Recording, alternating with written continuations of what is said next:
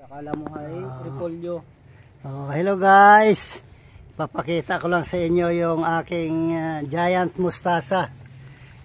Ayan Ayan, chinelas ko, ito ay size 11.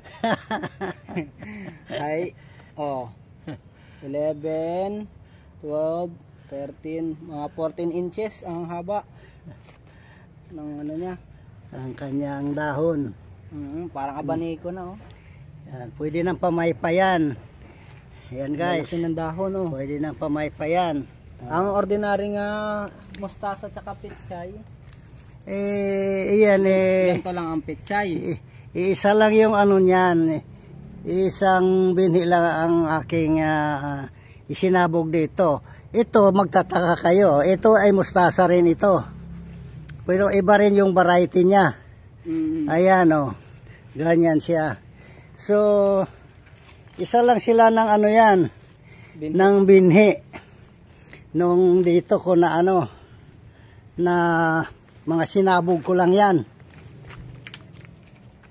na binhi ng mustasa. Ayan dito ganyan siya. Pero yung ano na yon, ito may mustasa yung, nito yung nag-iisa na yon ay ibang iba siya. Ito yung mga regular na size. Ayan, regular na mga mustasa. Ayan, sabay sila niyan sabay tinanim. Yung bali nagtatlong variety. Kasi itong ganito, ayun, naging dalawa yung naging ganito ito, mayroon din dito isa. Mustasa din to Mustasa rin yan. Pero iba siyang variety. Aywan ko kung anong variety ng mustasa yan. Baka ito yung ginagawang kuwan ng wasabi.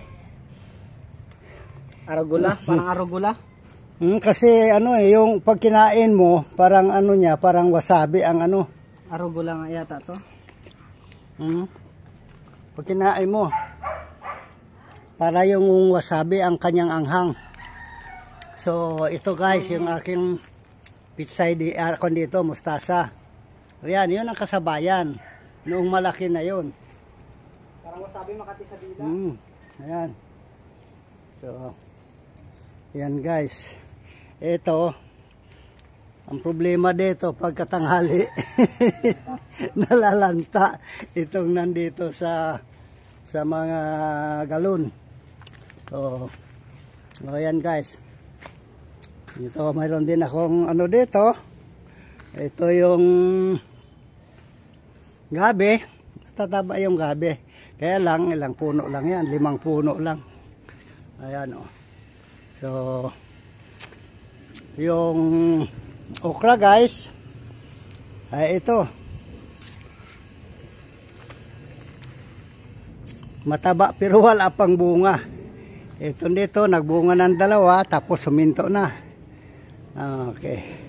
Okay, doon lang guys. Thank you Lord.